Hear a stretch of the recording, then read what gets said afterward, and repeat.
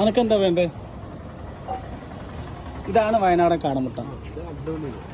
അടിപൊളി. വലുത് വേണം ചെറുത് വേണം? ഏതാണ്? അതെ.